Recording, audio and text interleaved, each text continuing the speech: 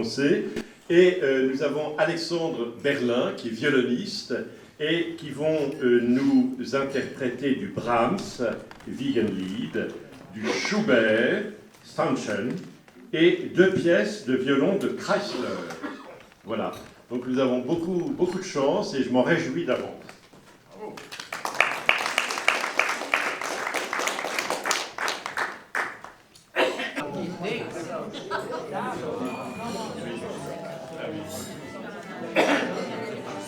Mais c'est sympathique.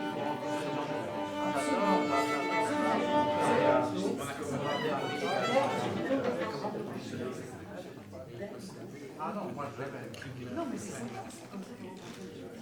On va les applaudir là.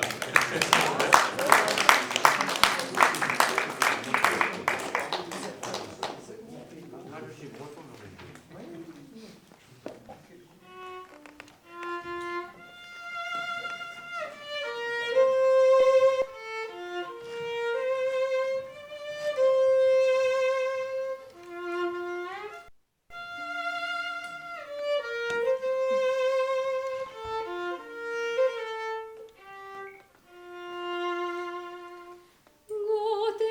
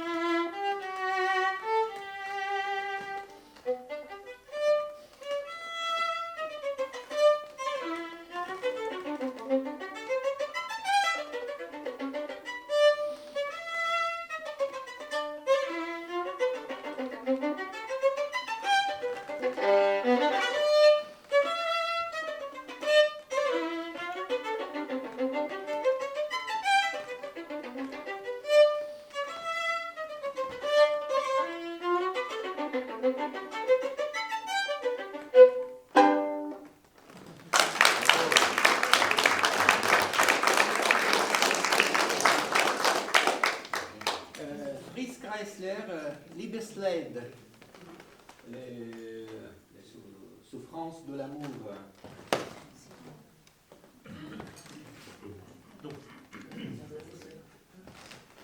Pour un petit accompagnement de piano.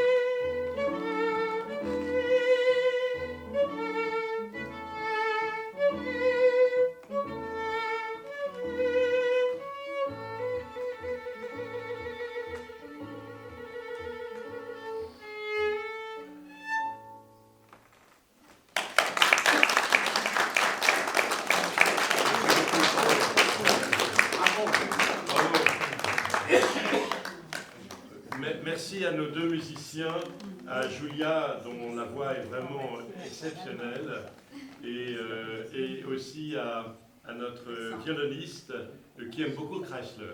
Voilà. Voilà, bravo. Merci.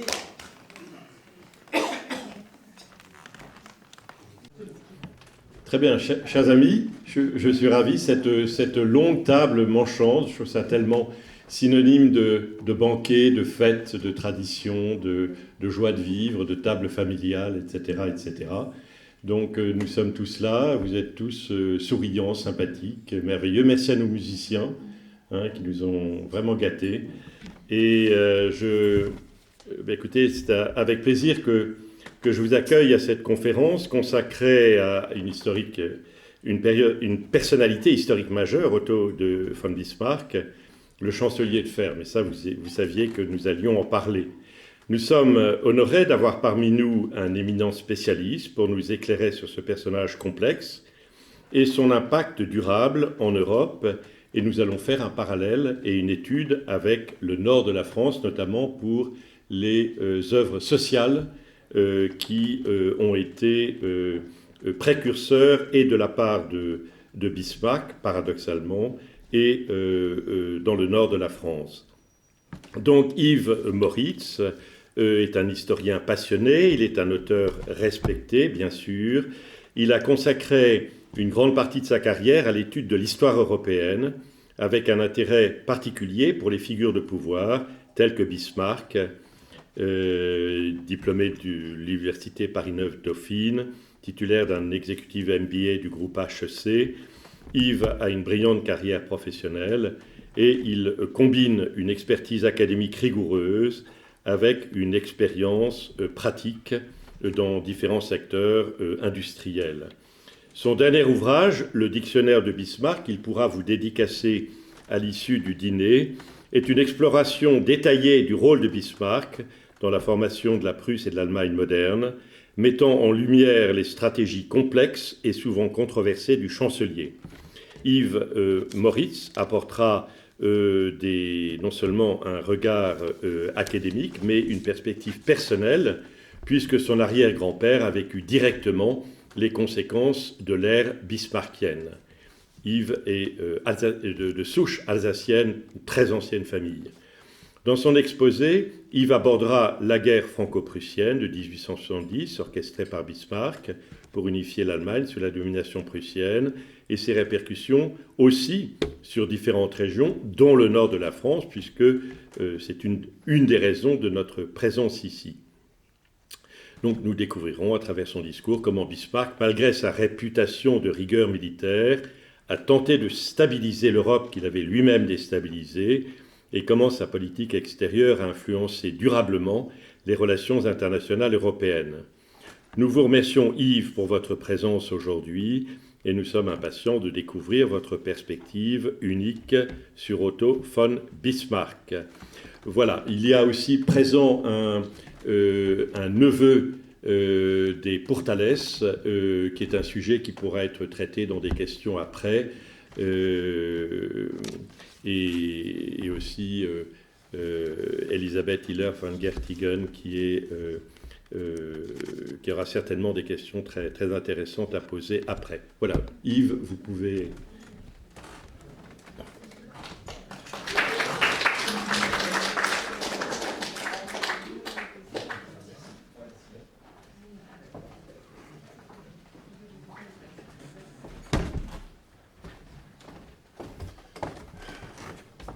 Bien, cher Thierry, mille merci pour cette présentation exceptionnelle. Je ne sais pas si je mérite tous ces louanges que vous m'adressez, mais en tout cas, je les prends à mon compte. Hein, rassurez-vous, je ne supprime rien. Bien. Alors, on va parler de Bismarck, mais est-ce que Bismarck est un homme du Nord, finalement? Puisque c'est le sujet ce soir. Eh bien, j'ai vérifié. À Lille, on est à 50 degrés de latitude nord. À Schönhausen, où il est né, nous sommes à 52 degrés de latitude nord. Donc vous voyez qu'il a quand même, ce cher Bismarck, son brevet d'homme du Nord. Bon. Alors c'est vrai qu'il y a 900 km qui séparent les deux villes en question, et qu'il est donc du nord de la Prusse et non pas du nord de la France. Alors, Bismarck est né, mais oui, pourquoi pas, un 1er avril 1815. Alors 1815, pour vous qui aimez l'histoire, c'est une date importante en Europe, puisqu'on est en plein congrès de Vienne, en fait. Le congrès de Vienne, vous le savez, animé par un certain Metternich, c'est un congrès qui va remettre l'Europe dans l'état où elle était avant les guerres de la Révolution et les guerres, bien sûr, napoléoniennes. Bon, vous savez qu'il a fallu quand même 7 coalitions pour venir à bout de la France, cette terrible France qui n'avait pas d'alliés, qui était contre tout le monde et qui a quand même obtenu un développement par cette volonté, cette mégalomanie, certes, de Napoléon. Et qu'après, le 18 juin 1815, Waterloo, il a fallu effectivement remettre tout ça en ordre. On dit d'ailleurs qu'après Metternich, pendant pratiquement un siècle, puisqu'il a apaisé les choses, qu'il a organisé des congrès, etc. Pendant un siècle, il n'y a pas eu de guerre en Europe, c'est-à-dire jusqu'en 1914. C'est très exagéré, et de toute façon, je vais vous montrer maintenant qu'il y a eu quand même un certain nombre d'événements qui ressemblaient tout à fait à des guerres.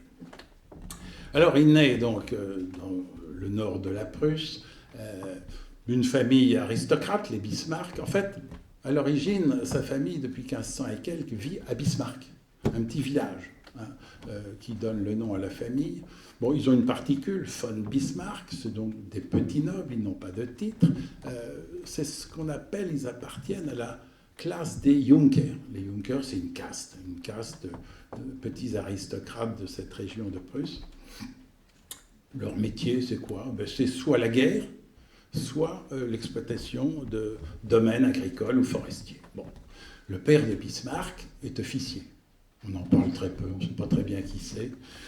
Et puis dans la généalogie, quand on remonte un peu l'arbre, on trouve dans la famille Bismarck des chevaliers teutoniques. Ah, des chevaliers teutoniques, c'est de redoutables guerriers. C'était de redoutables guerriers du temps du Moyen-Âge. Donc tout ça, c'est un petit peu aussi dans les gènes de notre Otto von Bismarck. Les chevaliers teutoniques, d'ailleurs, avaient pour capitale Königsberg. Où est-ce Königsberg aujourd'hui? C'est Kaliningrad.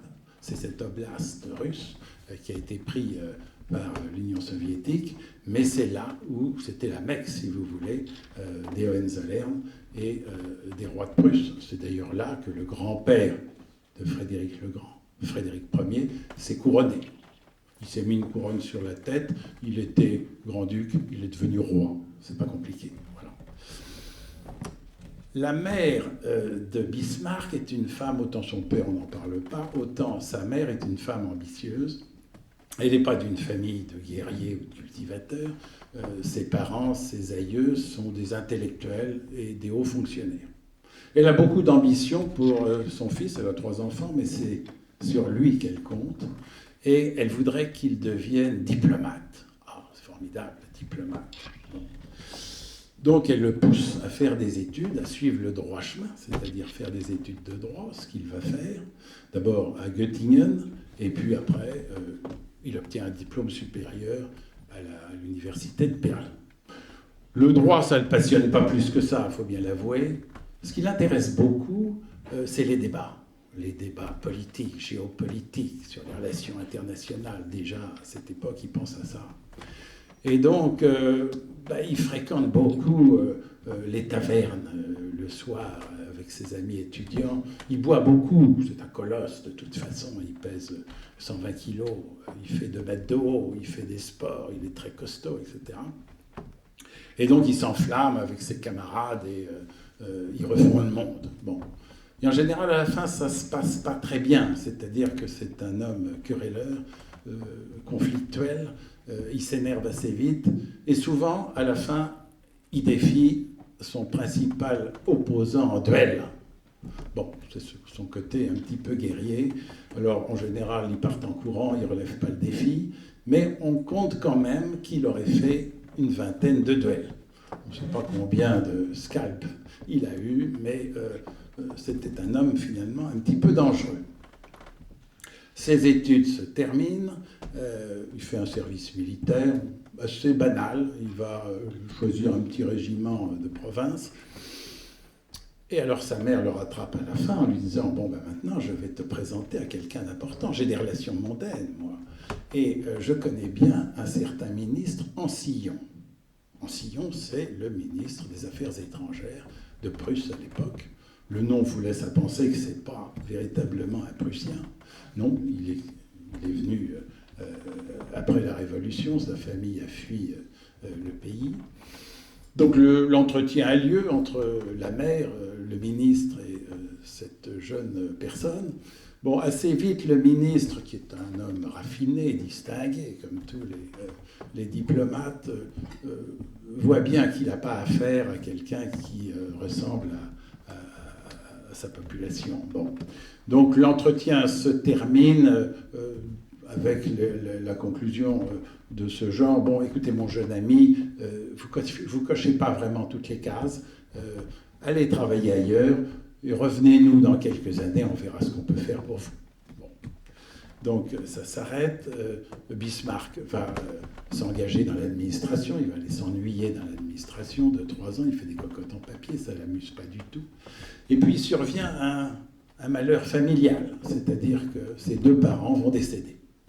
Bon, les parents ont, par héritage, des terres importantes, donc à la fois à Schönhausen et puis un peu plus au nord. Donc là, on est en Poméranie, près de la Baltique. Et tout ça, ça perd de l'argent, ça fuit de partout, ils sont volés, je ne sais pas, mais il faut redresser le domaine. Alors, Otto von Bismarck est un homme de pouvoir, d'autorité. Il ne supporte pas l'autorité des autres, bien entendu, hein, mais lui est très autoritaire avec tout le monde. Bon. Et avec son frère, ils vont s'atteler à redresser la situation. Bon. Au bout de 3 ans, ça y est, les domaines sont sur les rails, et donc il va prendre un peu de temps pour, je dirais, faire du relationnel.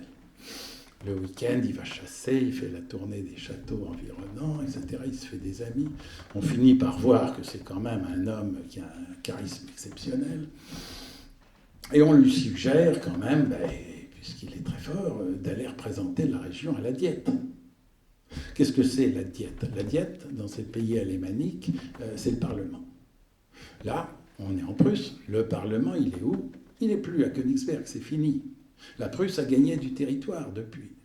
Et le Brandebourg est venu s'ajouter à la Prusse, et Berlin, qui est la capitale du Brandebourg, est devenue la capitale de la Prusse. Donc il va se retrouver avec les députés dans cette assemblée importante de Berlin. Là, évidemment, très vite, il se place à l'extrême droite. Ce n'est pas un gauchiste, hein. Il est assez à droite, il a des idées très arrêtées, mais on va voir que c'est un homme adepte de la realpolitik. Qu'est-ce que c'est que la realpolitik? En fait, c'est de ne pas avoir de dogme. Mais quand on a un objectif, on fait tout pour l'atteindre. Tout est bon. Et c'est ce qui va lui permettre de réussir cette carrière qu'on va détailler. Et en fait, il est prêt à associer des contraires, à faire pas n'importe quoi, mais des choses absolument invraisemblables. Et en général, il arrive à ses fins. Comme il est à Berlin, il commence à grenouiller un petit peu dans les allées du pouvoir. Qui est au pouvoir à Berlin à l'époque, en Prusse? Il y a un roi. C'est un roi de quelle dynastie? Les Hohenzollern. Bon, en l'occurrence, on a affaire à Frédéric Guillaume IV, pardon. Bon, c'est pas compliqué, les rois de Prusse, soit ils s'appellent Guillaume, soit ils s'appellent Frédéric, soit ils s'appellent Frédéric Guillaume. Puis après, il y a des numéros. Bon, là, on est à Frédéric Guillaume IV, son prédécesseur Frédéric Guillaume III était, si vous voulez, l'interlocuteur de Napoléon Ier. Bon,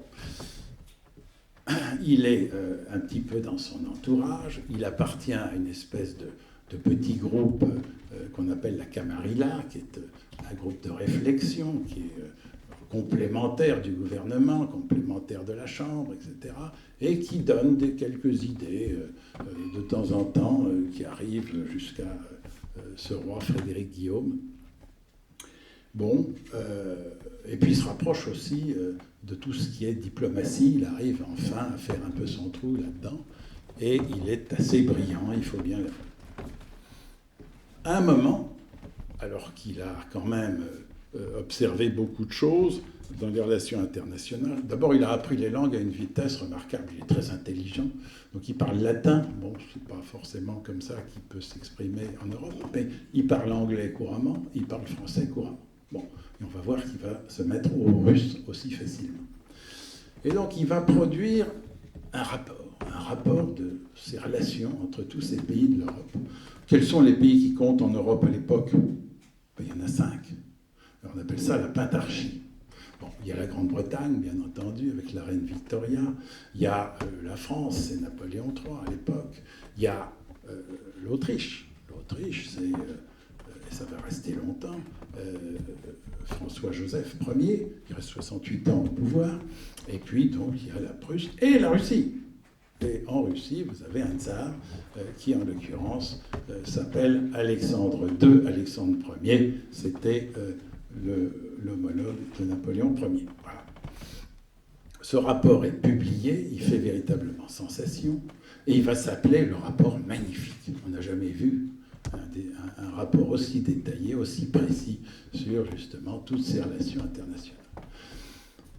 Il se fait tellement apprécier qu'il se fait aussi jalouser.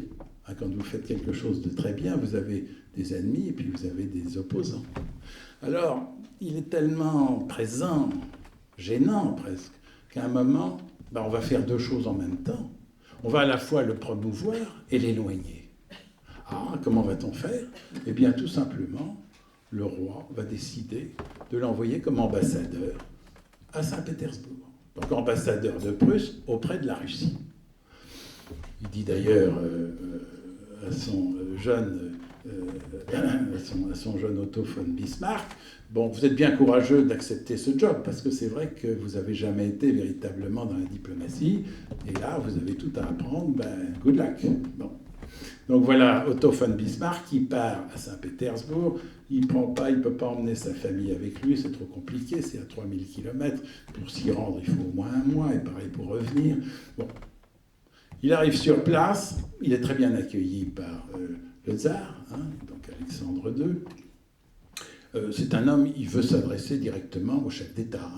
Bon, il ne va pas passer par les sous-fifres et par le ministre des Affaires étrangères, il est obligé de voir un peu quand même. Mais bon, il veut parler directement, comme ça se passait autrefois. Les ambassadeurs avaient pour contact les chefs d'État. Et pour ça, encore une fois, il apprend le russe.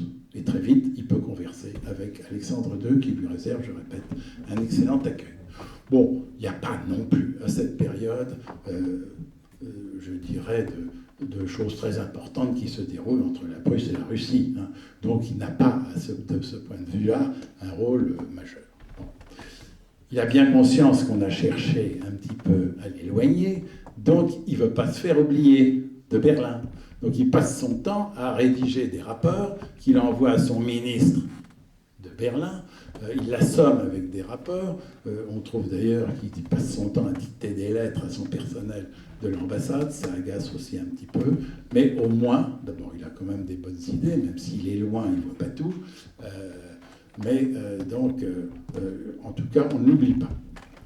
Son séjour se termine, il revient à Berlin. Et là, assez vite, on lui dit, mon jeune ami, c'est pas fini, le petit tour. Il faut retourner ailleurs. Et on vous envoie à Paris. Ah, bon.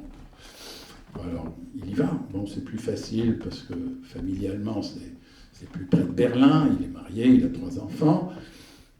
Il va d'abord commencer par faire un petit voyage en Grande-Bretagne. Je ne sais pas pourquoi, mais il ne prend pas à cœur immédiatement cette fonction d'ambassadeur de Paris à Paris. Il va voir l'empereur, bien entendu. Il l'a déjà rencontré par le passé. Mais, encore une fois, il veut s'adresser au chef d'État. Donc il va voir Napoléon III, et en particulier, on cite un entretien qu'il a à Biarritz. Bon. Biarritz, parce que vous savez qu'Eugénie est espagnole et qu'elle aime bien cette station. Elle a construit un petit ensemble qui va devenir l'hôtel du Palais aujourd'hui, etc. Bon. Il est reçu, il le croise, mais il est reçu en tête-à-tête pendant un bon moment avec l'empereur Napoléon III, qui a quand même une certaine personnalité, c'est le moins qu'on puisse dire. Bon, mais il est quand même assez déçu, enfin il le jauge. Il se dit un jour, je vais devoir affronter cet homme. Et cet homme, il le trouve un peu indécis, un peu mou. Cet homme lui fait d'ailleurs beaucoup de confidences sur ses projets. Il en est surpris parce qu'il lui livre des secrets stratégiques en lui demandant, bien entendu, le secret à lui-même. Ce qu'il tiendra, il est correct. Il ne va pas aller se répandre en répétant ce que Napoléon III lui a dit. Par contre, quand il sort de là, il va avoir assez vite une réflexion à l'égard de l'empereur qui est assez désagréable.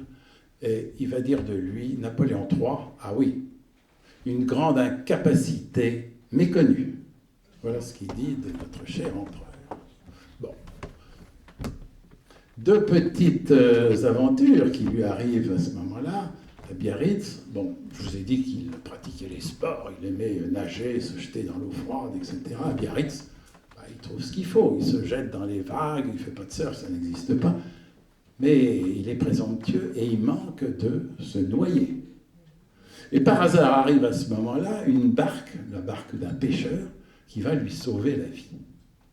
Vous imaginez si ce pêcheur était resté au bistrot toute la journée? Eh bien, la figure de l'Europe en eût été changée. Bon, bref, il est sauvé. Deuxième chose assez sympathique, finalement, dans les fêtes qui a lieu le soir dans cette station de Biarritz, il va faire une rencontre très agréable. Il rencontre une princesse. Ici, vous êtes tous des princes, donc vous imaginez. Une princesse née Troubetskoï, une grande famille russe, qui a épousé un autre prince, Orlov. Orlov, Bismarck le connaît puisqu'il est ambassadeur, donc c'est un collègue, il est ambassadeur de Russie en Belgique, à Bruxelles. Bon. Et entre ces deux êtres, elle a 21 ans et lui en a 47, il se passe une espèce d'osmose extraordinaire et ils vont tomber très amoureux l'un de l'autre. Bon, on ne connaît pas la nature exacte de leur relation, et je ne vous le dirai pas si je le savais, c'est très indélicat, mais bon, ça va durer quelques semaines, ça va être extraordinaire, et toute leur vie, ils vont s'écrire. Maintenant, vis-à-vis de sa femme, il est un petit peu embarrassé, donc il est assez malin, il va lui écrire ceci. « Ma chérie, je suis tombé amoureux d'une femme absolument extraordinaire, mais il faut à tout prix que tu la rencontres, parce que toi aussi, tu vas tomber amoureuse d'elle. » Voilà, c'est malin. Bon, enfin, voilà. Il rentre à Paris, il termine son temps d'ambassadeur de Prusse à Paris, il est à l'hôtel Beauharnais, comme aujourd'hui encore, l'ambassadeur réside là, etc. D'ailleurs, quand on visite cet hôtel aujourd'hui, on veut dire « Ah ben, Bismarck a fait ceci ici, Bismarck a fait son bureau là, etc. » Une fois, il a marqué partout où il passe, il marque quand même son territoire. Et il revient à Berlin. Entre-temps, à Berlin, le roi dont je vous ai parlé a perdu la tête. Pas comme Louis XVI, tout près d'ici, mais il n'a plus ses esprits. Il n'avait plus ses esprits, donc la famille, c'est la dynastie des Hohenzollern, fait en sorte qu'il signe une lettre où il se démet. Très bien. Bon, il faut le remplacer. Il n'a pas de descendant. Ah, alors, qui prend-on? On prend son frère cadet. Bon, on le met régent d'ailleurs, pendant un petit moment, jusqu'à la mort du roi, et là, il va devenir Guillaume Ier. Mais ce frère cadet, il n'a pas été fabriqué pour être chef d'État. C'est un gentil militaire, très bien, mais il n'a pas tout ce qu'il faut, tout ce qu'avait son frère, tout ce qu'aura après ses successeurs. Donc, il a besoin finalement d'un numéro 2 très solide. Et donc va s'entamer entre Guillaume Ier, qui a été couronné, d'ailleurs, où est-ce qu'il a pu être couronné? À Königsberg, évidemment, des discussions pour que Bismarck devienne prince-président. Prince-président, c'est l'équivalent de Premier ministre ou de chancelier, si vous voulez. Ça prend un certain temps parce que c'est pas facile. C'est pas facile, le roi est en difficulté. On dit même que la dynastie Hohenzollern est presque en perdition. En particulier vis-à-vis de la Chambre. C'est pas Louis XIV, c'est pas Frédéric le Grand. Hein. Il y a quand même une autorité qui balance tout ça, c'est les députés à la diète de Prusse, etc. Bon. Le roi a voulu faire voter des crédits militaires, c'est un militaire, donc il sait de quoi il parle quand même, il veut moderniser l'armée, il a raison, ça passe pas. Il n'arrive pas à obtenir les budgets qu'il souhaite. Il faut dire que quand on est député, retourner dans sa circonscription le week-end ou une fois par mois et expliquer à ses électeurs qu'on va leur prendre plus d'impôts pour aller faire une guerre et aller se faire tuer sur les champs de bataille, c'est pas très vendeur. Bon. Mais lui, Bismarck, bon, d'abord il va finir par accepter la proposition, il va devenir effectivement ministre-président, ça s'appelle comme ça. Il va avoir du mal à constituer d'ailleurs un ministère. Avoir des ministres, trouver des ministres, faire un gouvernement, c'est pas facile quand on est dans cette situation-là. Donc il récupère quelques vieilles barbes des gouvernements précédents, et puis ben, nous voilà partis. Bon.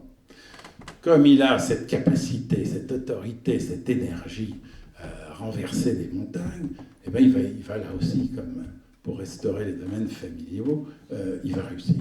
Il va réussir, les budgets vont finir par être votés, l'armée va pouvoir être restaurée, etc., etc.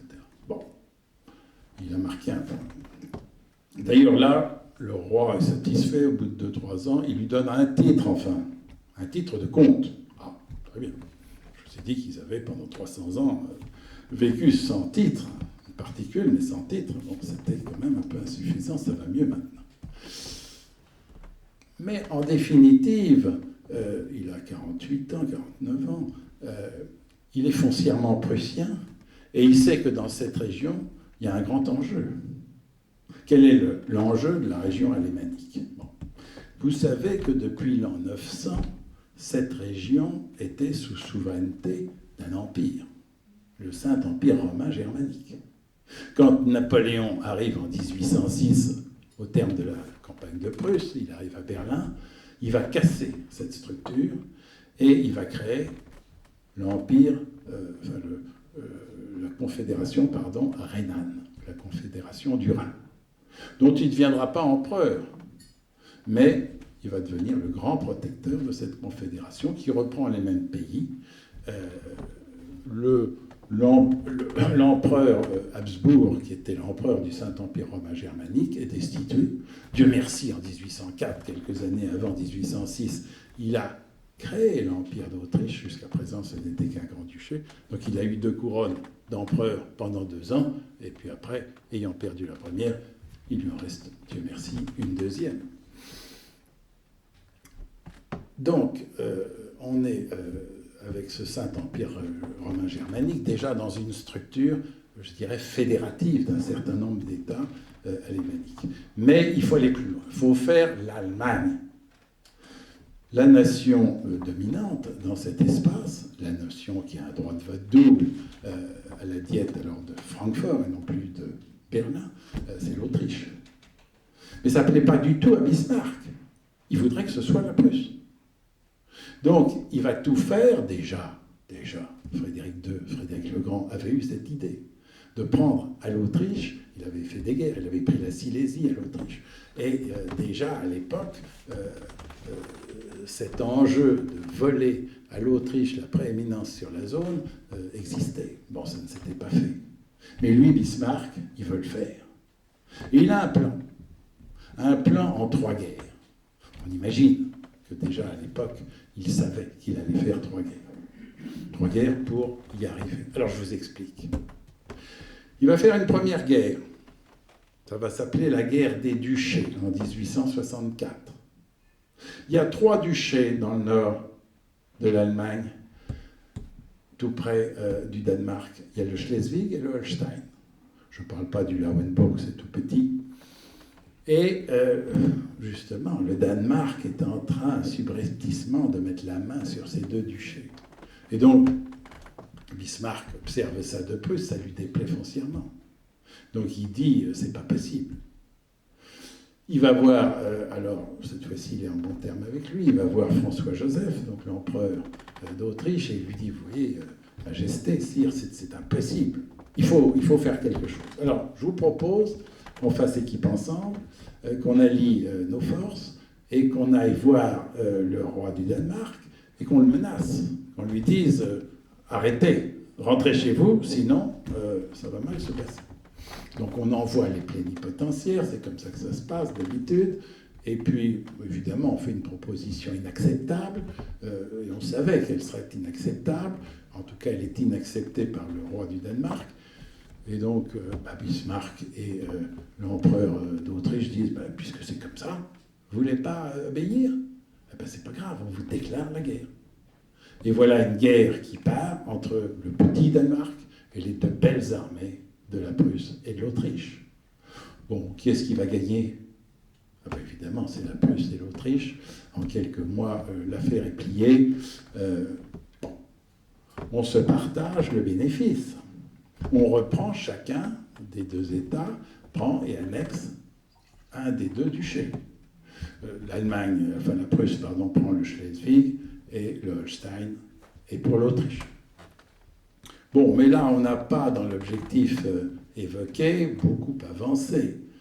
Donc maintenant, Bismarck va vouloir montrer qui était le patron quand même sur cette zone, et il va défier son ancien allié, qui est en même temps le suzerain de la zone depuis des générations, depuis des centaines d'années. C'est vrai que l'Autriche a un petit peu perdu de son influence. Alors il va voir donc son ex-allié, son allié, il lui dit, écoutez, nous on tient très bien le Schleswig, c'est tout près de chez nous, c'est facile, mais on a conscience que vous, le Holstein, vous le tenez pas bien, vous l'administrez mal, vous donnez un mauvais exemple. Alors c'est vrai que c'est loin de vos bases. Mais écoutez, donnez-nous le Holstein, et puis je vous assure que ce sera bien tenu. Quoi? Non mais vous vous moquez de nous. C'était notre deal. Chacun avait un des deux duchés. Il n'en est pas question. Ah bon? Très bien. Rebelote. On vous déclare la guerre. Et voilà que la Prusse déclare la guerre au suzerain de la zone, à l'Autriche. Bon, le roi tremble dans sa culotte, comme on dit.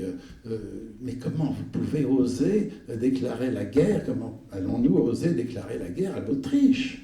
C'est pas possible. Si, on va le faire. Vous allez voir, ça va bien se passer. Et effectivement, ils ont dû se jauger au cours de la guerre précédente. Et assez vite, ça va durer quand même 3-4 mois, la Prusse va avoir le dessus. Il y a en particulier 2 grandes batailles, dont la dernière est connue à Sadova, 3 juillet 1866, eh bien la Prusse écrabouille l'Autriche. Coup de tonnerre. Coup de tonnerre, et donc Sadova, ça va être véritablement un tournant des grands équilibres européens de cette époque. Alors, conséquence de Sadova, quand on a gagné une bataille, une guerre, il faut que chacun se rende à l'évidence. Alors, Guillaume Ier qui disait « Non, pas de guerre, il n'est pas question de faire la guerre à notre suzerain », il dit « Ah oui, maintenant qu'on a gagné, on va leur prendre du territoire ». Bismarck a un moment de raison, on dit « Non, mais écoutez, soyons magnanimes, c'est quand même, effectivement, vous l'avez dit vous-même, c'était notre suzerain, etc. Non, on ne va pas le pénaliser. On va pénaliser, par contre, ses alliés, parce qu'ils avaient des alliés parmi les autres pays de cette zone, le Hanovre, par exemple, etc. Donc, on fait main basse et on annexe les autres pays alliés de l'Autriche, mais on ne fait pas de mal à l'Autriche elle-même. On ne lui prend rien. Par contre, on va remodéliser cette zone et refaire une autre confédération, qui va s'appeler la Confédération des États du Nord, et vous avez compris que l'Autriche n'en fera plus partie.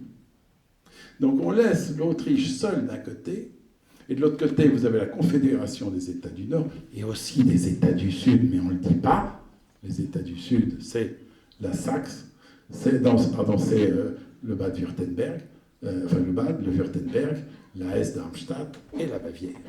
Voilà. On arrive donc à une confédération qui va assez vite établir un traité entre eux, un traité défensif. Ça veut dire quoi? On parle tous les jours de l'OTAN. Eh bien, c'est l'OTAN avant l'heure, avec un article 5, comme l'OTAN. C'est-à-dire que si d'aventure un pays attaquait l'un des 26 membres, 25 plus la Prusse, les autres pays devraient obligatoirement lui porter secours. Par contre, si un des pays, un des 26 pays veut attaquer X ou Y, ah non, chacun est libre de le suivre. Bon. La Deuxième Guerre est donc terminée. Il serait bon de parler de la Troisième. Là, quand même, la France, Napoléon III, vous savez qu'il est malade, il a un calcul gros comme ça dans la vessie, donc il n'est pas toujours très tonique, très dynamique. Comme il souffre beaucoup, on lui fait des piqûres de morphine, comme on le drogue, il a le caractère un peu affaibli, etc., etc. Et il se réveille un peu tard dans cette affaire de guerre entre la Prusse et l'Autriche, parce que finalement, il aurait très bien pu apporter ses forces auprès de qui des deux? A priori de l'Autriche, parce qu'on a affaire à deux empires catholiques. Bon, c'est vrai qu'il y a eu la campagne d'Italie peu de temps avant et qu'on a battu l'Autriche avec les futurs Italiens. Mais bon, tout ça, c'est loin. C'était il y a à peine 10 ans, mais c'est loin. On ne l'a pas fait, sans doute par faiblesse. Mais on va quand même venir un peu tard réclamer le prix de notre neutralité. On a été neutre, ça se paye. Napoléon convoque son ambassadeur à Berlin, un certain Benedetti, et on va entendre parler de lui. Et il lui dit, écoutez, mon cher ami, allez voir Bismarck et réclamez-lui le prix de notre neutralité. Et nous voulons la Belgique. Bon, oui, à vos ordres, Majesté, j'y vais, je cours.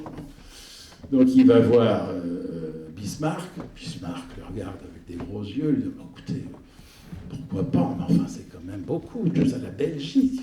Bon, puis moi, j'ai un pouvoir sur l'Europe, mais la Belgique, c'est pas sous notre souveraineté. Qu'est-ce que vous me demandez là? Bon, je veux bien essayer. Pour vous être agréable, je vais me renseigner et on se revoit dans 3 semaines. 3 semaines plus tard, Bismarck dit à ce pauvre ambassadeur, mais il n'en est absolument pas question. On en a parlé, en particulier aux Anglais. Vous imaginez, le mari de la reine Victoria est belge. Il n'a absolument pas envie que son pays soit annexé, quitte à ce qu'il y ait une soulte, qu'on paye quoi que ce soit. Donc c'est un projet complètement irréaliste et j'ai l'impression que si vous insistez, ça va fortement agacer les Anglais. Alors arrêtez. Bon, il retourne voir l'empereur. L'empereur lui dit, bon, d'accord, mais... alors, allez demander le Luxembourg. Tiens, on se croirait au Monopoly. Ah, le Luxembourg, tiens. Bon, alors, il retourne voir Bismarck. Alors, Bismarck dit, bon, effectivement, c'est peut-être un petit peu plus réaliste, mais vous savez que le Luxembourg était une entité du Saint-Empire romain germanique autrefois, donc c'est plutôt dans notre camp. Et puis qu'en plus, on a une garnison. Nous, les Prussiens, on assure la sécurité de ce pays. Donc, je vais regarder pour vous être agréable. Il répète la même chose. Et puis, je vous en reparle. Bon. Ils ne reparlent de rien. L'affaire traîne. Puis un jour, ils reçoivent quand même à Paris une lettre qui dit, c'est absolument pas possible, rien ne se fera. Donc ça va marquer quand même Napoléon III. Et il va avoir, si vous voulez, un ressentiment vis-à-vis de Bismarck et de la Prusse par rapport à ça. Maintenant, il y a un petit problème en Europe, en dehors des 5 pays de la Pentarchie, il y a quand même d'autres pays, il y a l'Espagne. Alors sur le trône d'Espagne, il n'y a plus de roi, il n'y a plus de reine en fait. Parce que, 2 ans avant, enfin on est en 1868, la reine Isabelle II, qui est pourtant une héritière Bourbon, qui était là depuis 30 ans, il y avait un petit problème au départ, loi Sali, etc. Elle a réussi quand même à s'imposer sur le trône. Bon, la Révolution, la révolte, elle passe les Pyrénées et elle est en résidence à Biarritz, mais elle est plus sur le trône, la place est vacante. Bon, le général Prime, qui a organisé tout ça, considère quand même qu'un pays en Europe qui n'a pas de roi ou pas d'empereur, ça ne va pas. Donc on cherche un candidat. Le malin Bismarck va avancer ses pions, son pion. Et il a dans sa besace, il a un candidat, qui est un Hohenzollern Sigmaringen, c'est-à-dire c'est un cousin un petit peu éloigné des princes régnants.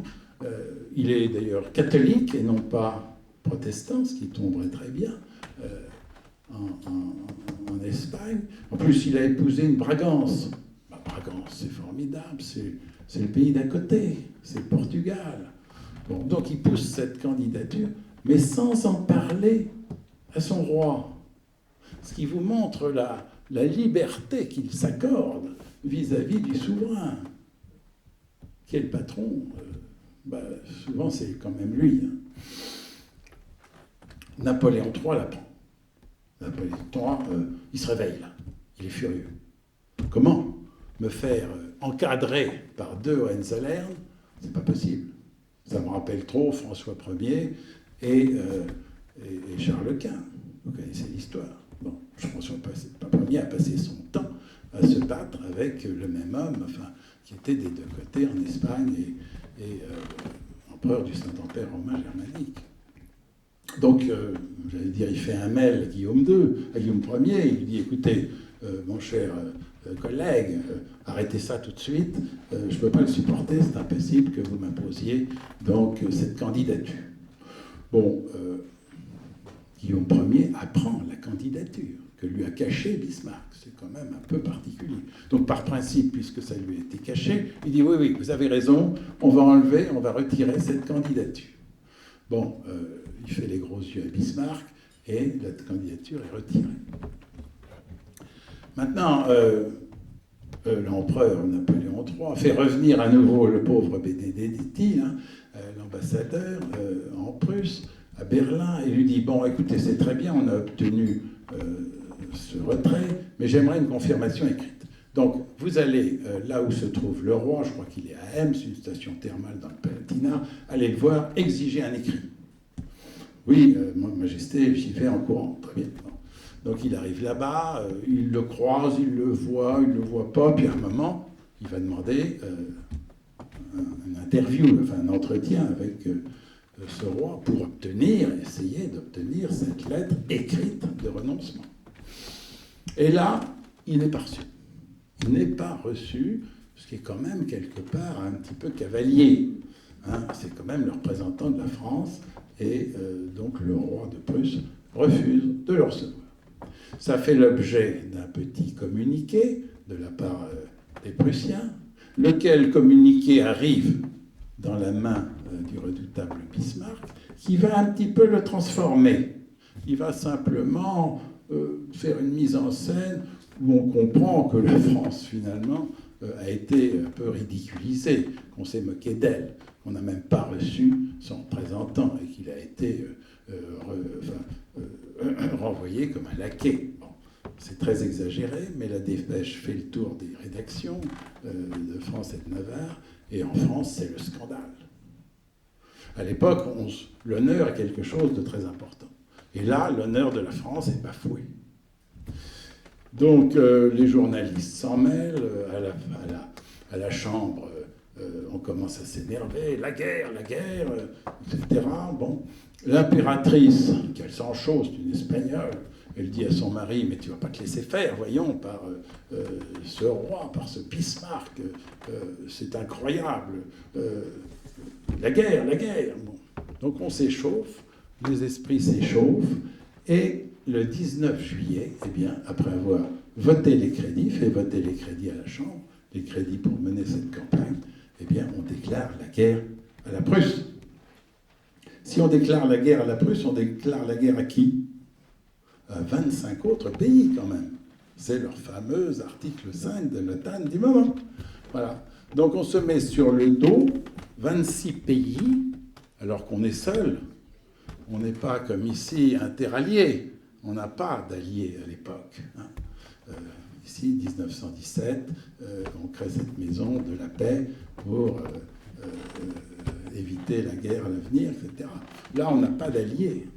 On est désorganisé. On n'est pas... bon, il y a eu des bons ministres, mais Niel, qui était un excellent ministre, est mort d'un cancer. Il avait commencé à restructurer l'armée française, mais ce n'est pas abouti, tout ça. Et puis, le chef de guerre, bon, c'est ce que dit d'ailleurs Eugénie à son mari.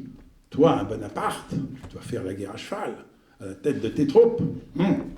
Bon, le pauvre Napoléon III, il ne peut pas monter à cheval, il doit s'arrêter toutes les 20 minutes pour uriner, il a des couches, etc. Enfin, bon, il est dans un état physique déplorable.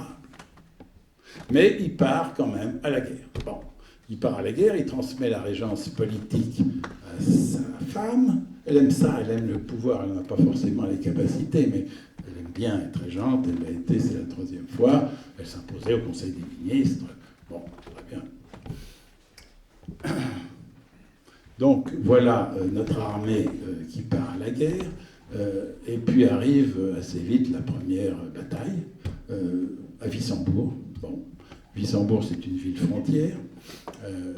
Bon, très vite, on est le 4 août, on prend une DG, très vite, on perd 7000 hommes, on perd notre premier général, Abel Douai. Bon, c'est pas grave, c'est une première bataille, on va se refaire. Bon, on va se refaire, sauf que 2 jours après, le 6 août, c'est la bataille dite de Reichshoffen, qui s'appelle en fait la bataille de Fröschwiller, de Morsbronn, de Neuvillers, de Wörth, etc. Et là, pareil, on est 45 000, ils sont 65 000, ils ont le dessus, et on perd 10 000 hommes. Et en face, ils perdent 10 000 hommes. En une journée, 20 000 combattants au tapis. Mais c'est la Prusse et ses alliés qui a gagné cette bataille. Les armées françaises, à la tête de laquelle se trouve certes l'empereur, mais surtout MacMahon. MacMahon, c'est un homme assez étonnant. Bon, il a un très beau cursus militaire. En tout cas, pendant la campagne d'Italie, il a été fait duc de Magenta, etc. Je cite toujours cette anecdote, il dit quelquefois quand même des bêtises. Sa plus belle phrase est la suivante. La typhoïde, c'est une maladie horrible. On en meurt ou on en reste idiot. Je sais, je l'ai eu. Bon. Vous imaginez, vous voyez pourquoi on a perdu la bataille de Reichshoffen. Bon. Bref, les armées françaises repassent de l'autre côté des Vosges, et puis on continue les batailles en Lorraine, et puis parallèlement, les armées allemandes qui nous poursuivent en même temps se dédoublent et vont faire le siège de Strasbourg. Strasbourg, c'est l'objectif pour eux, n'est-ce pas, madame, ma voisine? Strasbourg, c'est pas la France, c'est l'Allemagne, c'est la Prusse, c'est tout ce que vous voulez, mais c'est pas la France, considère-t-il. Bon, en Lorraine, il y a des batailles très dures, Gravelotte, Mars-la-Tour. Alors là, c'est pas 20 000 morts, c'est 30 000. Bon. On se reconstitue un petit peu au camp de Châlons, l'empereur est malade, il a été en fait dépossédé par l'impératrice et son nouveau Premier ministre, qui est plus Olivier, qui en est un autre, de son pouvoir militaire. Et ils ont nommé un autre général, le général Bazaine, qui va être traité de traître par la suite, bon, pour prendre la tête des opérations. Bien. Donc, l'armée là, se divise, une partie, Bazaine et 180 000 hommes, s'enferment dans Metz. Metz, c'est une citadelle a priori bien fortifiée, et puis le reste part sur Sedan avec l'empereur. Et c'est là où ça va très mal se passer. Bon, le 1er septembre, il y a quand même une très belle bataille à Bazeilles, et Bazeilles, c'est une page glorieuse de l'histoire de France, puisque 1 contre 4 ou 5, on tient tête pendant toute la journée aux Prussiens, etc. Mais le lendemain, à Sedan, on se fait, je dirais, battre à plat de couture. Bon. Là, ça va être la fin de la première période de cette guerre de 70. L'empereur est fait prisonnier avec l'ensemble de ses officiers, c'est un nombre très important. Tous ces gens-là partent en Allemagne. Les Allemands, d'ailleurs, disent, bon, écoutez, vous avez vu, on veut bien rentrer chez nous, mais on a 2 conditions, pas plus. Vous nous donnez 5 milliards de francs or, et puis vous nous donnez Strasbourg. De toute façon, Strasbourg, le siège est tombé au bout de 6 semaines. Strasbourg, c'est à nous déjà. Vous êtes d'accord? Pas du tout. Pas du tout. Quoi? Vous n'êtes pas d'accord? Tous vos cadres sont partis en captivité et vous voulez continuer la guerre? Ah ben oui, on continue la guerre. Et ça va être la deuxième partie de cette guerre de 70, étant donné qu'il n'y a plus d'empereur, que l'impératrice est partie en courant en Angleterre avec son dentiste d'ailleurs, il n'y a plus d'empire. Et qu'est-ce qui va être proclamé 2 jours plus tard, le 4 septembre? C'est la République. La 3e République française est proclamée le 4 septembre. Donc on se paye le luxe de changer de gouvernance en pleine guerre. On refuse la défaite, ça c'est héroïque, très bien, mais on se dit, alors qu'on n'a plus de cadres, on n'a presque plus de soldats, on va réussir quand même. Bon, la guerre continue, c'est le siège de Paris, ça dure 4 mois. Quand il n'y a plus d'éléphants à manger au jardin des plantes ou aux eaux de Vincennes, on finit par rendre les armes, Paris tombe. Bien. On arrive là au début de l'année 1871, on a perdu pratiquement toutes les batailles. Il y a eu une trentaine de batailles, on en a gagné 1 ou 2. Les Allemands, qu'est-ce qu'ils vont faire? Les futurs Allemands, ils veulent, c'est l'objectif de Bismarck. Quel est l'objectif de Bismarck depuis toujours? Faire l'unité de l'Allemagne. C'est le moment. On a quasiment gagné la guerre. On est tous d'accord. Alors il faut mettre d'accord 26 pays, ce qui n'est pas tout à fait facile. Mais Bismarck va le réussir. Le pays le plus important qu'il faut faire adhérer, c'est lequel? La Bavière, évidemment. Pourquoi? Parce que les Wittelsbach sont là aussi depuis 600, 700 ans. Parce que c'est le plus grand territoire. Mais Louis II de Bavière va faire un peu de résistance. Bismarck le méprise, c'est pas du tout le style de Bismarck. Louis II de Bavière est un esthète, etc. Il aime bien la musique, il aime bien Wagner, il va subventionner d'ailleurs le théâtre de Bayreuth, etc. Bon. Mais il dit à Bismarck, écoutez, moi, vous savez, je suis passionné de l'art et des châteaux. J'ai créé Neuschwanstein, je restaure Hohenschwangau, je construis Linderhof avec une galerie des glaces de 20 mètres plus longue que celle de Versailles. Donc c'est magnifique tout ça, mais j'ai besoin d'argent. Alors je veux bien signer tout ce que vous voulez, la Kaiserbrief et tout ce que vous voulez, mais je veux de l'argent. Vous lirez dans les mémoires de Bismarck les lettres qui s'échangent, l'amabilité que développe Bismarck à l'adresse du jeune roi, c'est assez formidable, et il finit par avoir gain de cause. Donc, ayant ce leader, finalement, avec lui, il va finir par entraîner l'ensemble de tous les pays, et donc, la proclamation du Deuxième Reich paraît possible. Mais il y a encore un obstacle. Et qui est l'obstacle? Encore Guillaume Ier. La veille de la proclamation, il dit à Bismarck, « Oh non, mais vous savez, moi je suis très bien roi de Prusse, ça me suffit, qu'est-ce que vous voulez me faire empereur? Ça ne m'intéresse pas. » Bon, l'autre fait preuve d'assaut, etc., et finit par le ramener dans le bon chemin. Et le 18 janvier 1871, où ça? Dans la galerie des glaces du château de Versailles, a lieu la proclamation du Deuxième Reich.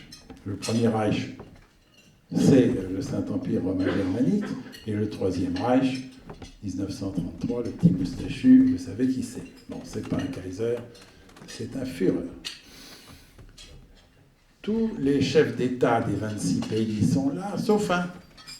Lequel? Louis II de Bavière, je ne suis pas dérangé pour si peu, il a envoyé son frère. Voilà. Bon, il y a un magnifique tableau qui représente tout ça. 10 jours après, puisque c'est maintenant l'Allemagne qui parle, on est en capacité de signer avec la France, le 28 janvier 1871, on est en capacité de signer un armistice, un premier armistice.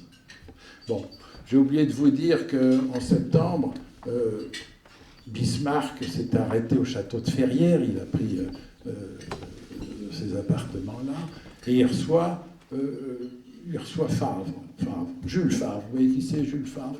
c'est le ministre des Affaires étrangères de la France, tout jeune ministre. Hein, il est ministre depuis 15 jours.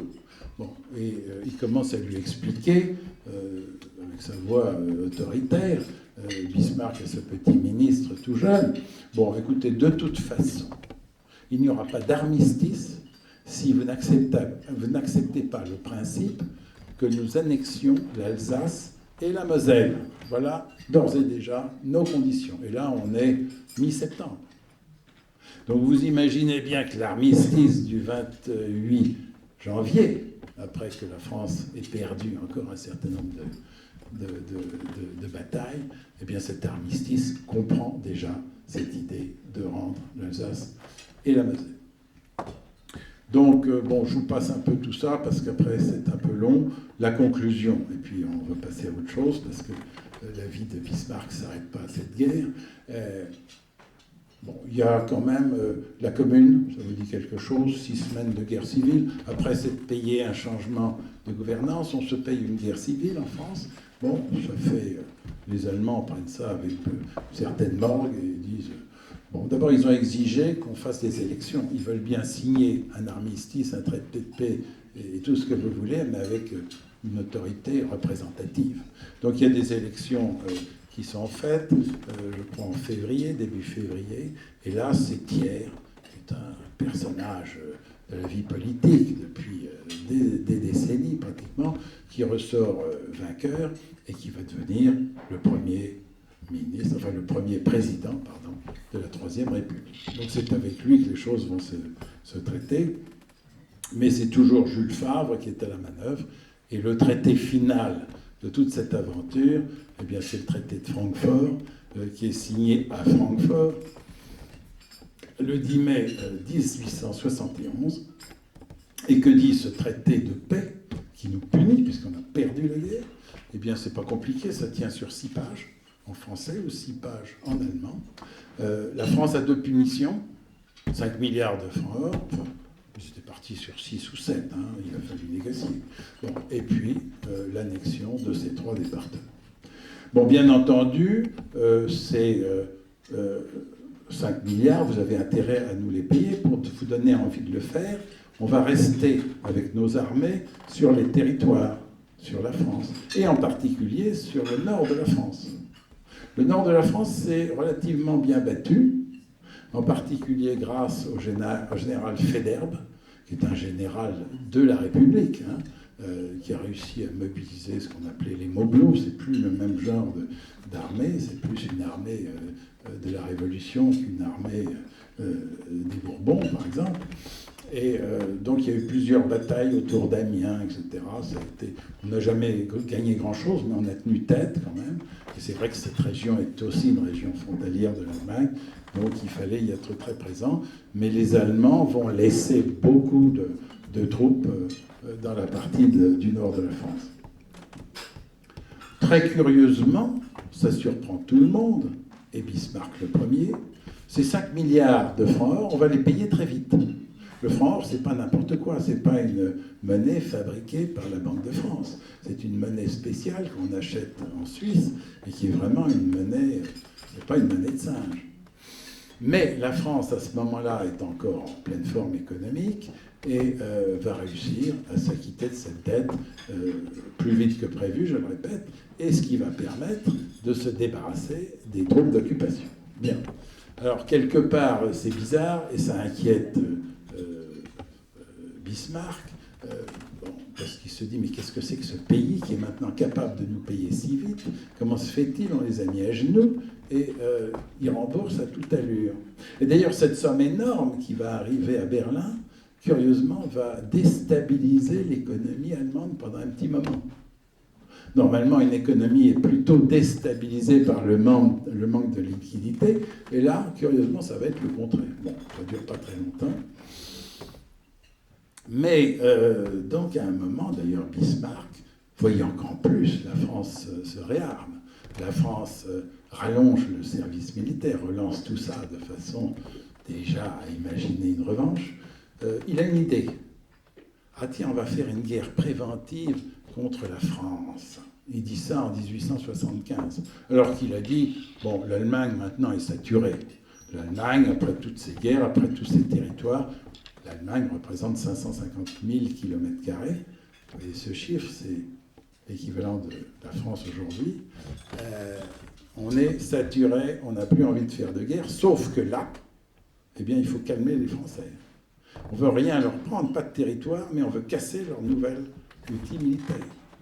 Alors c'est là où les Russes et les Anglais interviennent. On est tous à surveiller dans cette zone européenne. Dès qu'il y en a un qui veut sortir un peu la tête de l'eau, les autres s'unissent pour le calmer. Et c'est le cas. Et donc Bismarck comprend que cette guerre préventive qu'il voulait faire à la France, eh bien, il ne la fera pas. Voilà.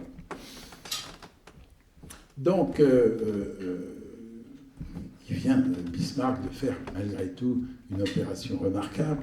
À la fois, il a gagné cette guerre, à la fois, il a pris du territoire en plus, et puis il a construit contre l'Autriche, qui n'existe plus, qui est loin toute seule, il a construit cette petite Grande Allemagne. Et là, alors j'avais un petit différend avec ma charmante voisine de droite. De mon point de vue, il a été fait prince. Il était contre, il est fait prince. En fait, il est fürst, dites-vous. Bon, avec notre ami Marc Costier ici présent, on a rencontré l'actuel fürst, qui est l'arrière-petit-fils d'Otto von Bismarck. Bon, pour moi, il était prince, bon, donc il tombe un peu dans mon estime. Mais enfin, c'est pas grave. Il a quand même une grande valeur. Voilà, si vous voulez, la principale partie de la vie de Bismarck, c'est ce qui va le rendre très populaire. Alors la deuxième chose importante, c'est les lois sociales. Bon, il va avoir deux ennemis. Il a plein d'ennemis partout, bien sûr, mais il a deux ennemis, les catholiques et les socialistes. Pourquoi les catholiques? D'abord, il est protestant. Les protestants ont pris la majorité dans l'Église allemande, allons-nous dire, en tout cas dans le nord. Dans le sud, ils sont un peu plus catholiques. Mais les catholiques sont là depuis bien plus longtemps. Et donc les catholiques ont organisé des réseaux de pouvoir, ils ont l'enseignement, ils tiennent le registre d'état civil, ils ont même un ministre du culte catholique au gouvernement. Vous imaginez, ça agace quand même beaucoup notre cher Bismarck. Entre parenthèses, il est devenu chancelier de l'Empire d'Allemagne, bien entendu. Hein. Il y a un empereur maintenant et il y a un chancelier. D'ailleurs, l'empereur, ce n'est pas un empereur d'Allemagne. On l'appelle empereur allemand. Ce qui le vexe un peu, ce Guillaume Ier, dire pourquoi je ne suis pas empereur d'Allemagne et seulement empereur allemand. Alors, je lui explique quand même que dans cette espèce de confédération, ça reste quand même une confédération avec des États autonomes, même s'ils ont largué une partie de leur pouvoir à l'empereur.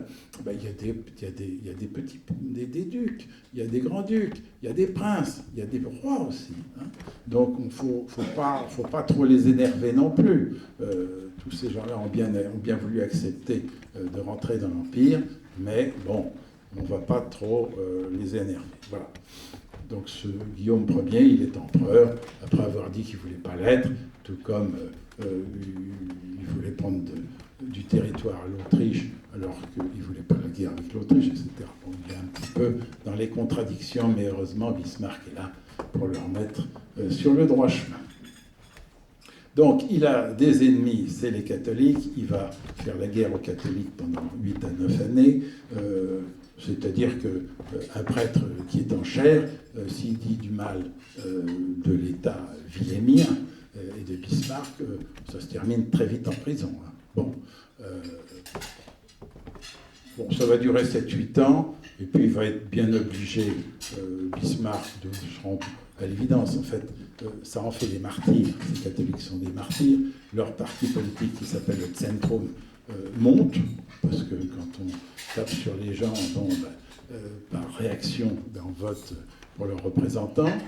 Donc, bon, il arrête cette guerre, il fait un nouveau pacte avec Rome, avec le Saint-Siège, une espèce de nouveau concordat, et puis, bon, il arrête là. Avec les socialistes, ils détestent les socialistes. Pourquoi? Déjà, ils étaient contre les l'après-guerre. Ils n'ont jamais voulu voter les crédits militaires qui n'ont déjà pas été faciles à faire voter. Bon. Après, ils ont des idées farfelues, ces socialistes. Bon, Karl Marx, c'est pas loin, il ne le rencontrera jamais, mais il est contemporain. Il y a un dénommé Lassalle aussi, qui est un socialiste très intéressant, qu'il reçoit. Et là, il va s'inspirer un petit peu de ses idées. Et puis comme l'Allemagne, finalement, marche bien, il se dit, économiquement, il se dit, je vais couper l'herbe sous le pied de ces socialistes. Je vais faire des lois plus socialistes que celles qu'ils proposent. Et donc leur parti va s'effondrer. Donc il va faire ses lois, mais le parti socialiste ne s'effondrera pas. Et donc il va faire 3 types de lois, 3 séries de lois, en 83, en 84 et 89, pardon. D'abord une loi sur le handicap au travail, les accidents du travail, qui seront indemnisés. Il va faire une loi après qui s'appelle la sécurité sociale, et oui, hein, il invente ça. Et puis la dernière loi, ça s'appelle la retraite par répartition. Vous voyez ce que c'est, hein? Non, vous ne voyez pas. Bon, ben, ça existe maintenant en France, bien des années après, mais c'est lui qui invente ça. Mais il n'y a plus d'argent. Oui, c'est ça. Bon. Voilà, donc il a un côté social, bon, calculé, et puis de toute façon, encore une fois, l'Allemagne se porte très bien, les industries, tout ça, ça fonctionne. Il a les moyens de le faire, il le fait. Bon. Donc ça, c'est dans son bilan, si vous voulez, c'est véritablement aussi un point très positif qui lui est reconnu. Bon. Alors, il va faire après des accords. Bon, c'est quand même un homme qui est passionné, c'est ce qu'on se disait avec ma voisine qui est allemande. Il est plus passionné par la politique internationale que par la politique intérieure et par les affaires de police, comme on dit. Hein. Bon, donc il va renouer avec l'Autriche, il va renouer avec la Russie, il va mettre les 3 empereurs ensemble et il va faire un pacte dit des 3 empereurs. Bon, qui va être renouvelé un certain nombre de fois, mais pas tout à fait jusqu'au bout. À un moment, la Russie va se dissocier de ça, ce qu'on va reprocher à Bismarck. Alors, donc, les années passent. Il y a une année très importante, c'est 1888. 1888, on dit, c'est l'année des 3 empereurs. Pourquoi ? Guillaume II meurt. Bon. Il a travaillé quand même pendant 28 ans avec Guillaume II. Ça s'est globalement bien passé, puisqu'il lui a fait faire à peu près ce qu'il voulait. Bon. Arrive son fils. Qui est son fils ? C'est celui qu'on appelle le Kronprinz. Le Kronprinz, c'est le prince héritier, le prince couronné. Et en l'occurrence, ça va être Frédéric III. C'est un type formidable, qui a des idées libérales. Il a épousé la fille de la reine Victoria, qui s'appelle aussi Victoria. Il est admiratif du système politique britannique, etc. Bon, malheureusement, il arrive au pouvoir, au bout de 3 mois, il meurt. Donc, c'est le fils du fils qui va prendre le pouvoir, et le fils du fils, c'est Guillaume II. Guillaume II est jeune, puisqu'on passe en fait du grand-père au petit-fils. Il a 27 ans, en 1888. Et c'est un jeune roi fougueux. Bon, vous savez qu'il a eu un handicap à la naissance, il est mal sorti, etc. Il a un bras atrophié, il ne peut pas monter sur le cheval tout seul. Bon, donc ça lui donne quelques complexes d'infériorité, mais aussi il a quand même une morgue d'empereur, de jeune empereur, et ça lui tourne un peu la tête. Et dans son entourage, on a tendance à lui dire, écoutez, très honnêtement, Majesté, vous devriez vous débarrasser de ce vieux chancelier un petit peu gâteux quand même. Bon, il aime le pouvoir pour le pouvoir, il aime être aux manettes, mais il n'a plus d'idées, il est cuit. Enfin, donc ça monte à la tête de Guillaume II, qui va finir par le renvoyer. Et dans des conditions qui sont évidemment un petit peu brutales. Pour Bismarck, on ne renvoie pas Bismarck, c'est impossible, surtout pas comme un laquais. Mais c'est un peu ce qui se passe. Et il va résister, il ne va pas signer la fameuse lettre. Guillaume II va se fâcher, etc. Ça va prendre une tournure très désagréable. Mais bon, il finit par s'en aller. Voilà. Bien, on me montre la montre, mais ça continue. L'affaire de Bismarck n'est pas tout à fait finie. Donc, il a quoi, 75 ans, puisqu'on est en 90 et qu'il est né en 1815. Bon, il va mourir à 83 ans, donc il a quelques années pour quoi faire, pour se venger de Guillaume II et pour écrire sa légende. Parce que c'est un homme, il n'est pas mégalomane, encore une fois, c'est pas Napoléon, c'est pas Hitler, il connaît ses limites, mais il a un ego monumental, évidemment, comme toutes ces personnes qui réussissent bien. Il est paranoïaque, il n'est pas question de lui prendre son pouvoir. Bon, mais là, on lui arrache, il ne peut pas faire autrement. Alors, il va se faire réélire à la Chambre, mais il n'ira jamais. Il est encore très, très populaire. Il est même beaucoup plus populaire alors qu'il n'est plus au pouvoir que quand il l'était. Souvenez-vous de Jacques Chirac, c'est pareil. Maintenant, on n'est plus président et qu'on ne fait plus rien. C'est formidable, tout le monde vous adore. Donc, c'est ça. Il se déplace en province, par exemple. Il y a 300 000 personnes qui l'attendent. Enfin, il en est surpris lui-même.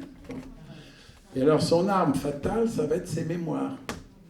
Il va écrire 3 volumes de ses mémoires. Mais avec une condition, c'est qu'elles paraissent après sa mort. Il dicte ses mémoires à un monsieur qui après va faire des confidences en disant « mais il m'a dicté que les bonnes choses qui ont été faites par l'Allemagne, il se les arroge à lui-même. Et par contre, tout ce qui n'a pas bien réussi, mais il n'en parle pas. Et d'ailleurs, il ne parle pas de l'annexion de l'Alsace et de la Moselle. Comme quoi, il est lui-même conscient que c'était une erreur. Il y a des Allemands qui sont contre, d'ailleurs, entre parenthèses. Hein. Manteuffel, les socialistes, mais ils sont contre tous. Alors, c'est terrible. Bon. Ces mémoires, elles font peur à tout le monde. Et le gouvernement tente de racheter les droits à l'éditeur. Mais l'éditeur, malin et qui voit l'avenir, se dit surtout pas. Et donc, dès sa mort, vont être publiés successivement ces 3 volumes. Le premier va faire 300 000 ventes. Et le deuxième, pareil. C'est extraordinaire. La même année, il en publie 2. Ça se vend comme des petits pains. Enfin, il n'est plus sur Terre pour le faire. Alors, au moment de sa mort, Guillaume II a essayé de se rapprocher de lui. Il vient pour ses 80 ans à Wilhelmsruhe, c'est-à-dire dans son domaine. Comme il a touché quand même pas mal d'argent en même temps que son titre de prince ou de fürst, il a pu s'acheter une petite forêt, un domaine de 30 000 hectares. C'est plus grand que la forêt de Fontainebleau, pour vous donner une petite idée. C'est le premier propriétaire foncier d'Allemagne. Hein.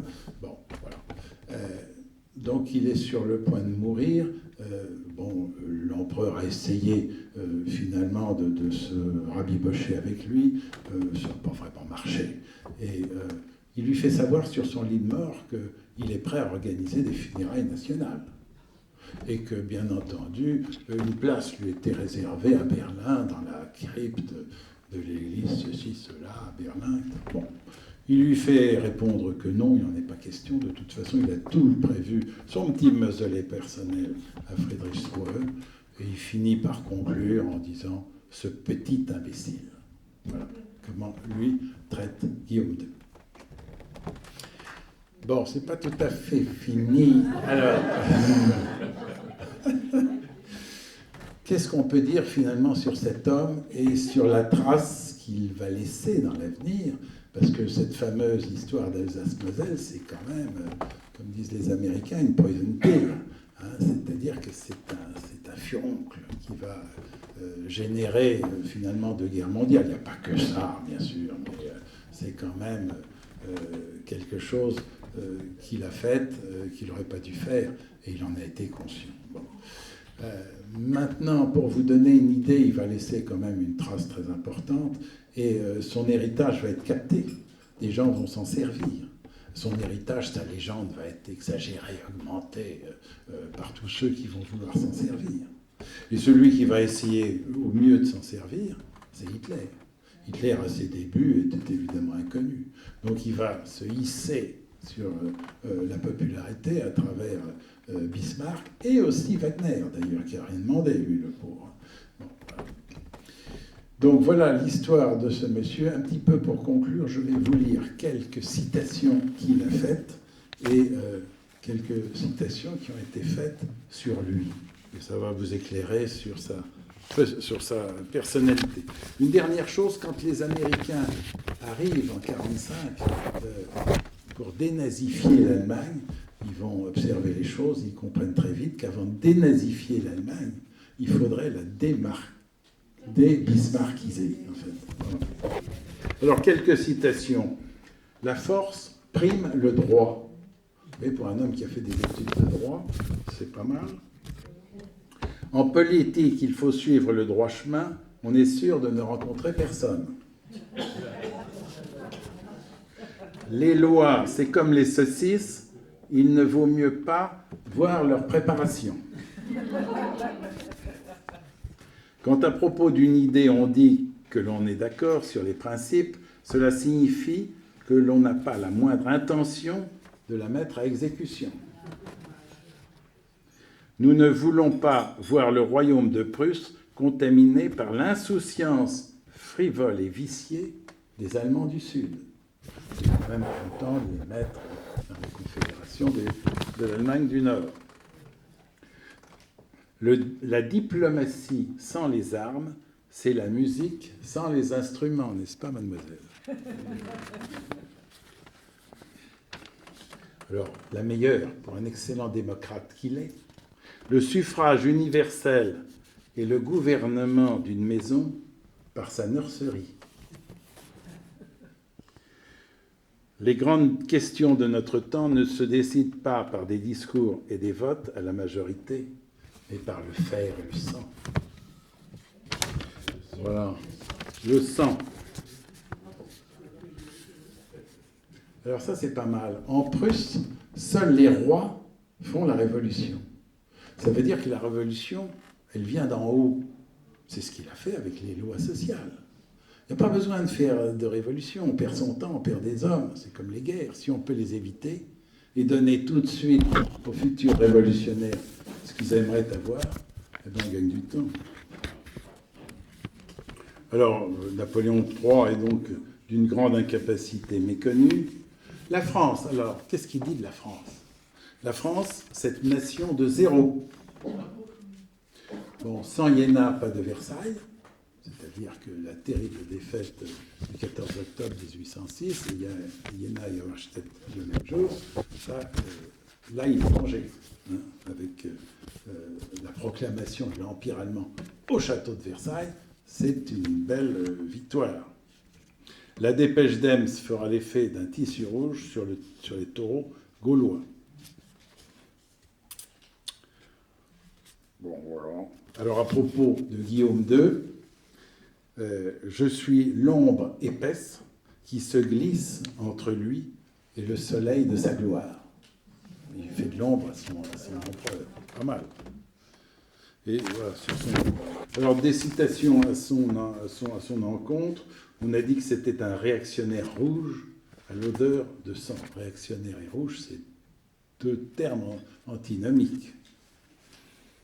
Guillaume II aurait dit « Il est difficile d'être empereur avec un chancelier comme Bismarck ». Bon, on a vu pourquoi. Il dit également « Bismarck est plus important que moi ». Le Kronprinz, donc le futur Frédéric III, on ne peut rien faire contre Bismarck.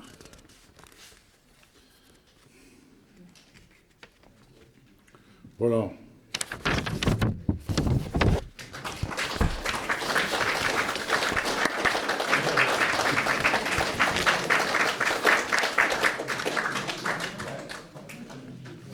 Bon, maintenant, on passe aux questions.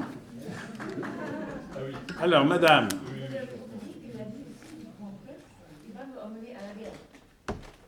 Pardon, vous les répétez? Il a dit du Kronprinz, de Guillaume II, il va nous emmener à la guerre. Les Français? Non, le Kronprinz. Le Kronprinz. Il va nous emmener à la guerre. Il est tellement bête et stupide, il va nous emmener à la guerre. Oui, le Kronprinz de qui? C'est Bismarck qui a dit ça du jeune empereur. Du jeune empereur, futur Guillaume II. Bah, c'est ça. Oui. Mais c'est la réalité, puisque Guillaume II, vous savez, s'arrête, est mis, je dirais, à la porte. À quelle date? Le 9 novembre 1918, 2 jours avant le 11. Il a tout fait pour éviter la guerre. J'ai publié ce télégramme du 14 juillet 14. Il enjoignait à son cousin le tsar d'annuler la mobilisation. Il a tout fait pour empêcher la guerre. Ouais. Enfin, c'est quand même l'Allemagne qui l'a déclaré. Oui, mais pas lui. Ouais. Elle Bon. a bien compris la psychologie de cette jeune poète, elle a bien compris. Bismarck. Ah oui, non mais sous ses airs de rustre, c'était un remarquable psychologue. Hein. Et il savait convaincre les gens. Il avait une insistance et un charme quand il voulait qui était remarquable. On ne résistait pas. Et vous avez aussi dit la sensibilité qu'il a pleuré terriblement, Oui. qu'il n'a pas parlé pendant 2 semaines après la mort de son chien. Mais oui. Oh, c'était un chihuahua, sûrement. Non, c'était un berger allemand. Bon, d'autres questions, mesdames et messieurs? Thierry Chevrier, tu n'as pas de questions? Tout est clair? Bon, j'attends ton compte-rendu. Monsieur. Je peux vous poser une question.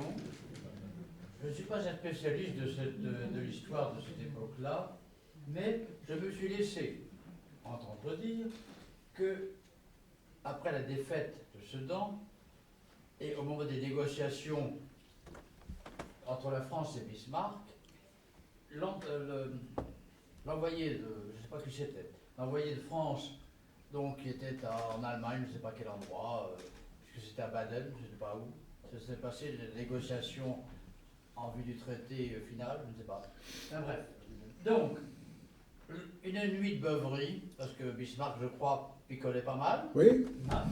Et donc l'envoyé français a fait de même. Et en fin de nuit, finalement, Bismarck lui dit, bon, l'Alsace et la Lorraine, j'en ai rien à foutre. Bon. Donc, vous pouvez télégraphier à la France, au gouvernement français, moi, je veux l'argent, j'ai gagné la guerre, c'est bon. Et donc le correspondant français, enfin le préposé, appelle Thiers, le gouvernement, et Thiers dit non. Je veux qu'ils prennent l'Alsace et la Lorraine, ça nous donnera l'occasion de faire la nouvelle guerre de vengeance. Voilà ce que j'ai entendu dire. Bon. Mais maintenant, voilà. Bon, je ne connaissais pas cela, mais bon, pourquoi pas. Ça paraît un peu tiré par les cheveux, mais... Oui. Je n'étais pas là. Bon. Et on me l'a rapporté de façon formelle. Bon, bah, écoutez, c'est intéressant, c'est possible. Qui avait fait la rencontre parce que Thiers ne voulait pas voir Bismarck, Bismarck ne voulait. Et c'est la comtesse de Castiglione qui avait été la maîtresse des deux qui a arrangé la rencontre. Oui. Oui, parce que Bismarck ne voulait pas que Napoléon III rencontre Guillaume Ier, parce qu'ils étaient quand même un peu plus liés, et il aurait pu, Guillaume Ier, lui céder des avantages, etc. Donc c'est Bismarck qui a traité les choses, et après, les deux empereurs, les deux souverains se sont rencontrés. Ce qu'on ne dit jamais, c'est que quand il avait choisi le candidat pour l'Espagne, c'était un Hohenzollern de la branche des catholiques, qui avait une grand-mère Sacha de la Pagerie et l'autre grand-mère Murat. Ouais. Et il pensait qu'avec ça, Napoléon III... Ouais. Oui, parce que c'était un peu son cousin. Quoi. Ouais, 2 fois. Ouais. Ouais, ça n'a pas suffi. Thierry, vous avez une question, mon cher? On n'a pas beaucoup parlé du Nord. Non, je sais bien, mais... alors, si ce qu'on peut dire, c'est qu'effectivement, ces lois sociales de Bismarck sont tout à fait novatrices. La France et l'Angleterre vont opérer comme ça bien après. Mais il y a des industries en France, et dans le Nord en particulier, qui ont des avancées sociales sur des registres un petit peu différents, comme les logements sociaux, comme les corons, comme tout ça. Et c'est vrai que ça, ce sont des initiatives privées.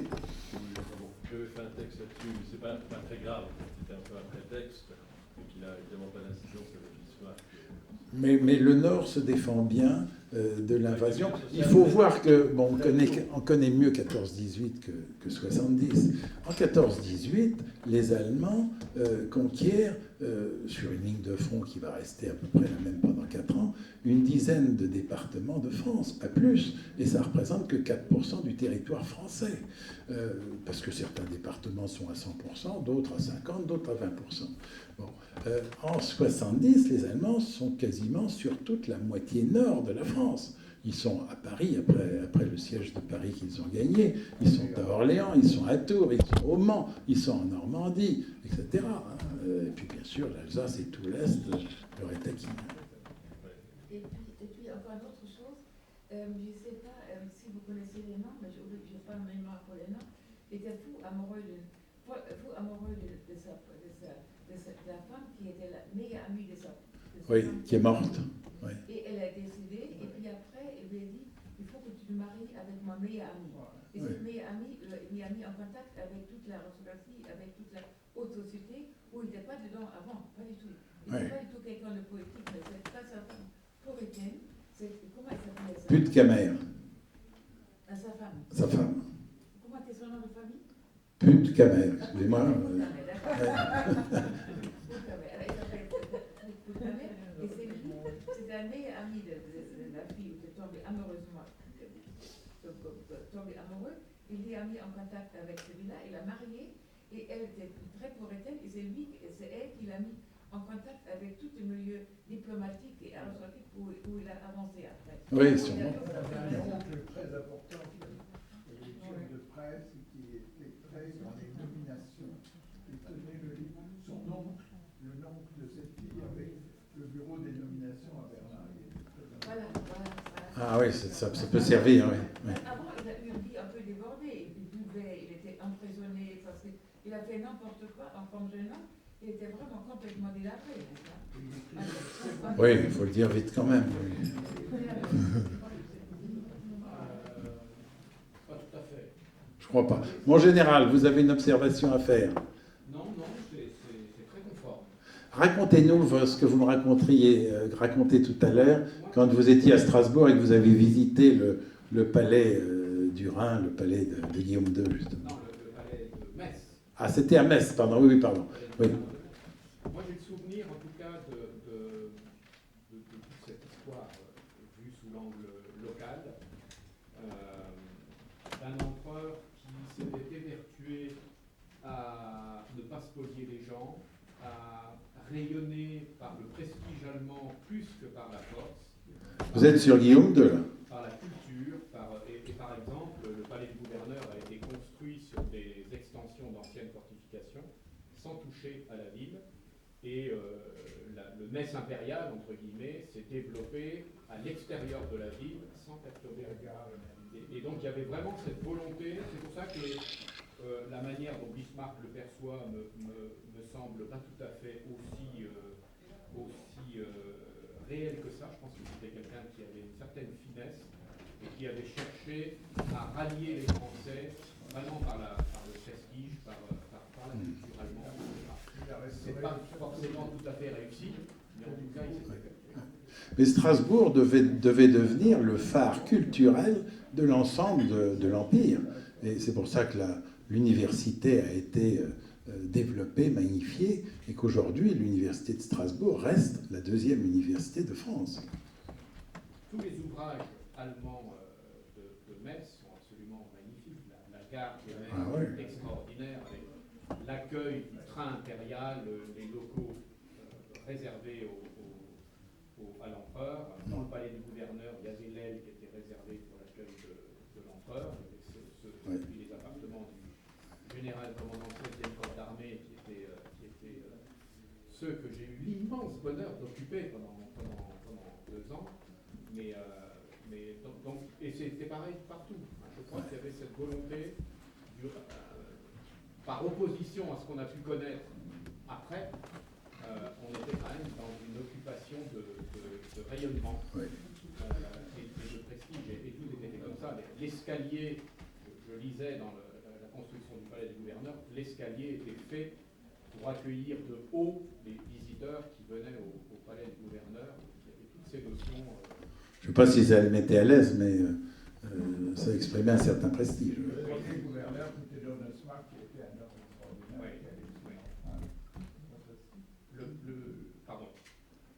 Vous savez que la gare de Metz était quand même conçue, c'était la gare militaire.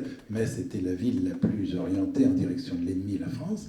Et donc, les soldats qui partaient à la guerre ne croisaient jamais les soldats qui en revenaient. De manière très anecdotique, le palais du gouverneur n'a pas de cheminée. Il avait déjà, au début du siècle, sa construction avait fini soit dès 1904 de mémoire, et il avait déjà le chauffage central. L'intérieur du palais, toutes les salles du rez-de-chaussée étaient faites avec des grands ouvrants qui faisaient que l'empereur pouvait faire un bal de 1000 personnes par des pièces qui communiquaient avec des grandes ouvertures. Et tout ça dans cette logique de rayonnement, d'accueil. Bon, donc on a bien fait de reprendre l'Alsace et la Moselle. C'est ce que je dis sans arrière à cause, c'est une erreur de l'histoire. Le premier chauffage Mais elle n'est pas central d'accord. a été inventé par Charles de Hohenzollern, le frère du prétendant, et qui a inventé la méthode de mettre des bouches d'air pour les aspirateurs dans chaque pièce, qui a été le premier, qui a inventé les ascenseurs électriques. C'était un homme extraordinaire, Charles de Hohenzollern. Ouais. Et pour ceux qui ne connaissent peut-être pas tout à fait l'histoire de la suite des Romanov, l'actuel jeune homme Georges, dont aujourd'hui c'est le Saint-Georges, mais il est au Hohenzollern. Je sais, j'étais à son anniversaire la semaine dernière. Ah, ben voilà. Non, mais il faut connaître Marc.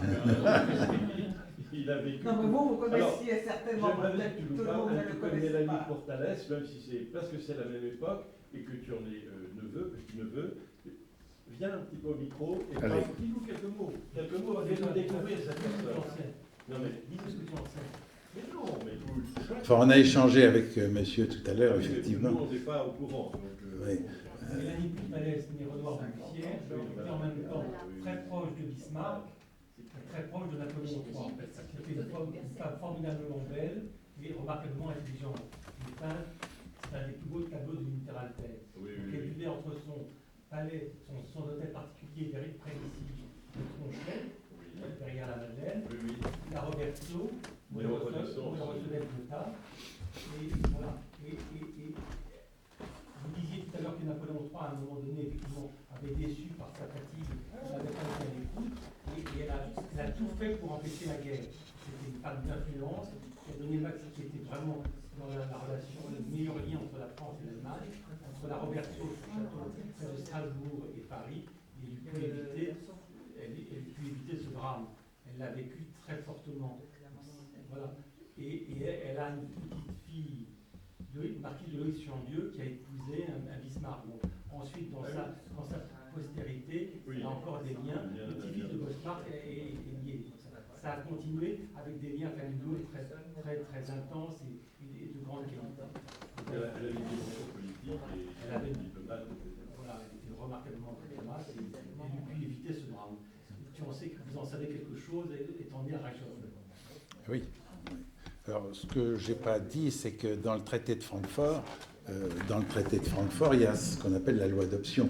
En dehors de tout ce qu'on doit donner à l'Allemagne en guise, parce qu'on a perdu la guerre, il y a quand même la possibilité pour les Alsaciens mosellans, il y a 1 500 000 Alsaciens mosellans, il y a la possibilité de quitter le territoire devenu allemand, annexé, pour rester français. C'est ce qu'a fait mon arrière-grand-père. Et c'est pour ça qu'il est arrivé à Lille et que tous ces enfants dont mon père sont nés à Vascal, voilà, dans le Nord. Et il y a eu pas mal effectivement, il y a eu 50 000 personnes, certaines sont parties à Nancy, c'était le plus près, d'autres à Paris, d'autres à Lyon, d'autres aux États-Unis ou en Algérie, et certains, les meilleurs sans doute, à Lille. Très bien, merci beaucoup. Voilà, merci les amis.